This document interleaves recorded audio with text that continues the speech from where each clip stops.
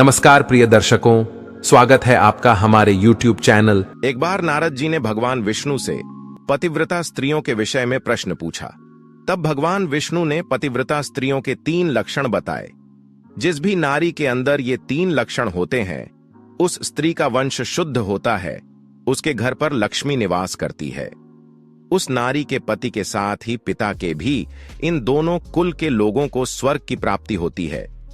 जो स्त्रियां पतिव्रता होती है वह मृत। दर्शकों, हम कहानी शुरू करें और आप इस वीडियो में खो जाएं। इससे पहले अगर आप हमारे चैनल पर पहली बार आए हैं तो हमारे YouTube चैनल को सब्सक्राइब करें।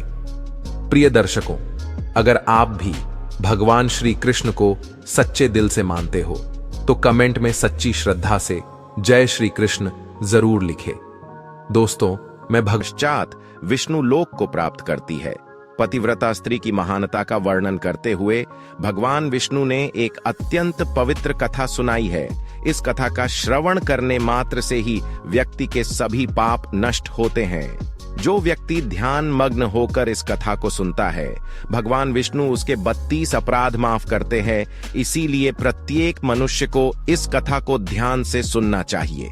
शुरू करने से पहले आप सभी से विनती है कि आप कमेंट में जय श्री हरि विष्णु जरूर लिखें। साथ ही इस वीडियो को लाइक करें और चैनल को सब्सक्राइब जरूर करें ताकि आपको ऐसी ही आध्यात्मिक जानकारी प्राप्त हो।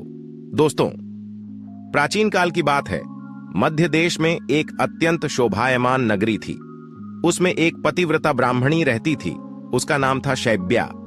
शैब्या का पति पिछले जन्म के पाप कर्मों के कारण इस जन्म में कोढ़ी हो गया था, अर्थात उसे कोढ़ का रोग हो गया था। उसके शरीर में बहुत सारे जख्म हुए थे जिनसे सदा ही पस निकलता रहता था। अपने पति की ऐसी दुर्गति देखकर भी शैब्या ने अपने पति का साथ नहीं छोड़ा और निर्मल भाव से वह अपने पति की सदा सेवा करती रहती थी। पति के मन में जो जो इच्छा होती उसे वह नारी अपनी शक्ति के अनुसार अवश्य ही पूर्ण करने का प्रयास करती थी। शैब्या प्रतिदिन देव पूजा की तरह ही अपने पति की पूजा करती थी और अपने मन की सभी इच्छाओं का त्याग करके अपने पति के प्रति विशेष स्नेह रखती थी। फिर एक दिन शैब्या के पति को रास्ते से जाती हुई एक अत्यंत सुंदर वेश्या दिखाई दी। उस सुंदर वेश्या को देखकर उसका पति काम वासना से भर गया और उस वेश्या पर मोहित हो गया। उस वेश्या के सुंदर रूप ने उस ब्राह्मण को पूरी तरह से अपने वश में कर लिया। उसके रूप को देखते ही वह आहें भरने लगा, लंबी लंबी सांसें खींचने लगा और जब वह वेश्या उसकी नजरों से दूर चली गई तो वह बहुत दुखी हो गया। अपने पति की आवाज सुनकर वह पतिव्रता तुरंत दौड़ती हुई घर से बाहर आ गई और अपने पति से पूछने लगी, हे नाथ, क्या हुआ? आप इतने उदास क्यों हो गए? आपने लंबी लंबी सांसें कैसे खींची? आपको जो भी कष्ट है मुझे बताइए। जो भी कार्य हो आप मुझे बताइए, वह मैं पूर्ण करने का प्रयास अवश्य करूंगी।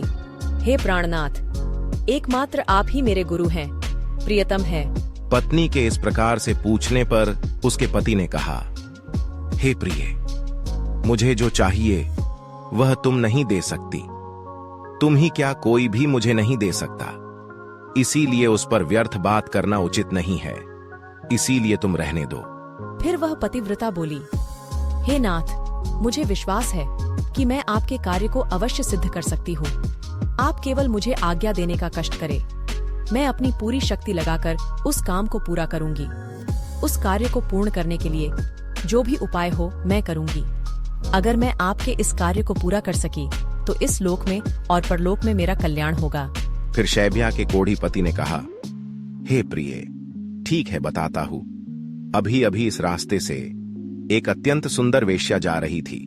उसका शरीर अत्यंत सुंदर और मनमोहक था, जिसे देखकर मेरा हृदय कामाग्नि से भर गया है।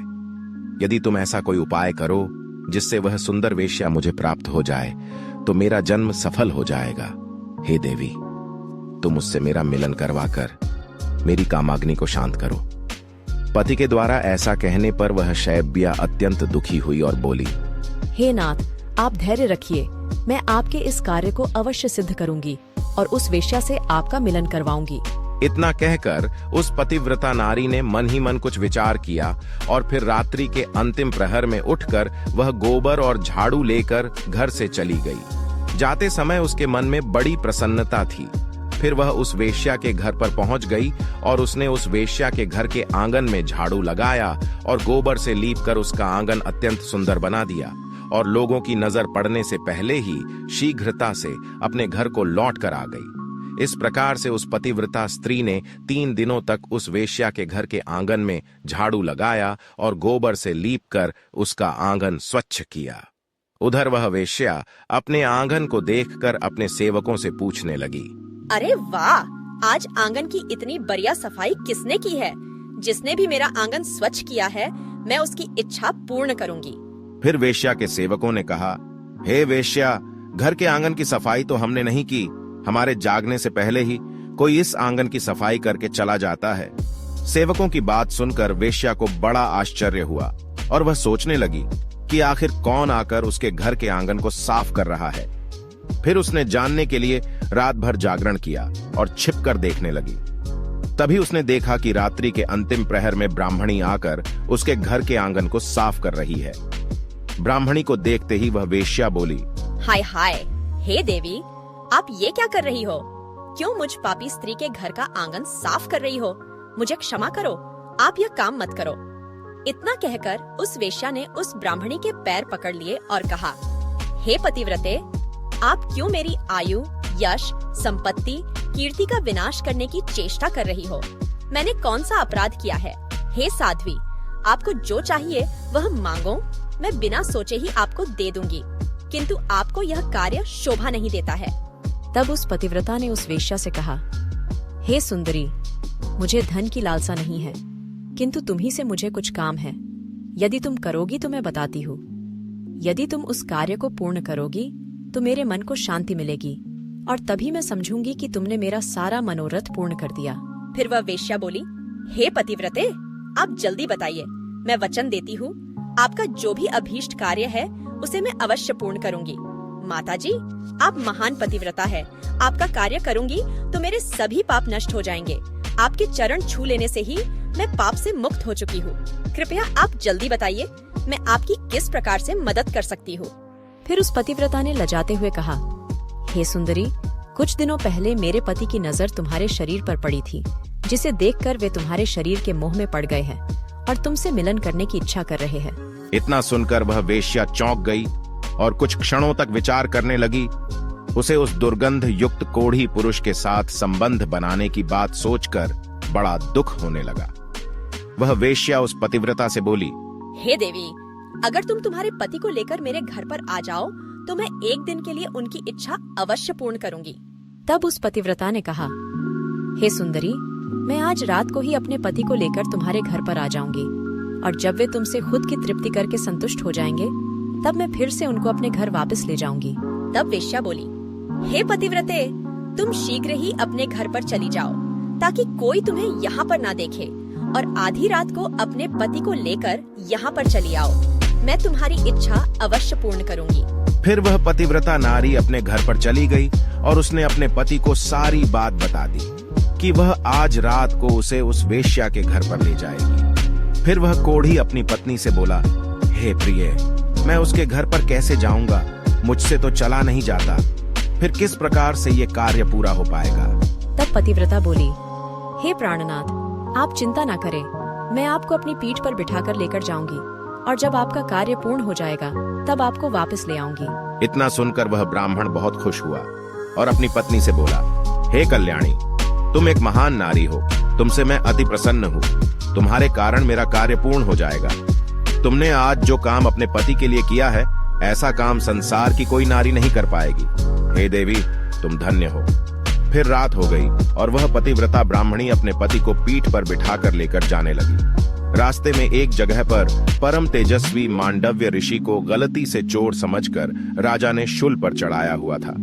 वह शूल मांडव्य ऋषि के आर पार गया था, किंतु फिर भी वे जीवित थे और अपनी तपस्या में लीन हो गए थे।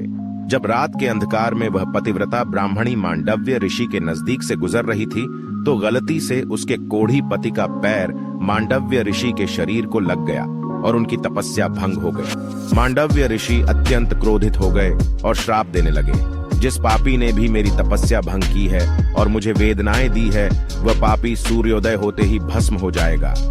ऋषि मांडव्य ने श्राप देते ही वह कोढ़ी जमीन पर गिर पड़ा। ऋषि मांडव्य का श्राप सुनते ही उस पतिव्रता को बहुत दुख हुआ और वह कहने लगी, आज से 3 दिनों तक सूर्य का उदय ही ना हो।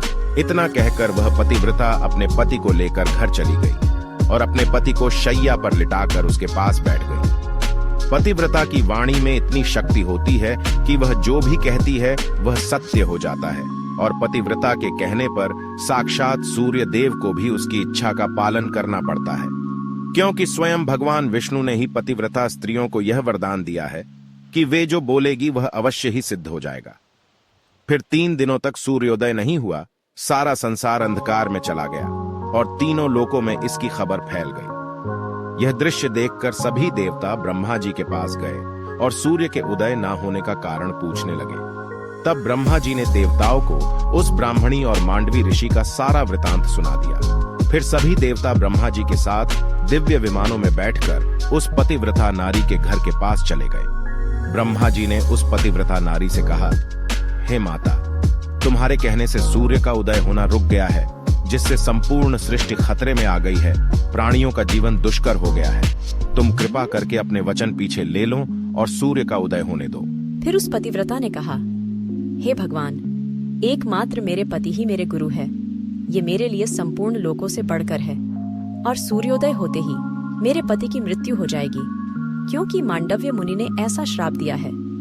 मैंने किसी लोभ में, क्रोध में तथा मोह में आकर ऐसा नहीं किया है। मैं केवल अपने पति के प्राणों की रक्षा करना चाहती हूँ। फिर ब्रह्मा जी ने कहा, हे माता, तुम्हारे पति की आयु इतनी ही थी, उसकी मृत्यु से पृथ्वी का कल्याण होगा। तुम अपने पति के प्राण जाने दो, इससे तुम्हें बहुत पुण्य मिलेगा। फिर वह पतिव्रता बोली, हे देव, पति का त्याग करके मुझे किसी भी लोक में सुख की प्राप्ति नहीं होगी। मेरे पति मेरे लिए ईश्वर है, इसीलिए मैं उनका त्याग नहीं कर सकती। फिर ब्रह्मदेव ने कहा, हे कल्याणी, तुम्हारे इस पतिव्रता धर्म से मैं बहुत प्रसन्न हूँ। तुम अभी इस हट को छोड़ दो और सूर्य का उदय होने दो, जिससे सारा संसार स्वस्थ हो जाएगा और हमारे आशीर्वाद से तुम्हारा कोढ़ी पति भी कामदेव के समान सुंदर हो जाएगा। ब्रह्मा जी द्वारा ऐसा कहने पर उस पतिव्रता ने थोड़ी देर विचार किया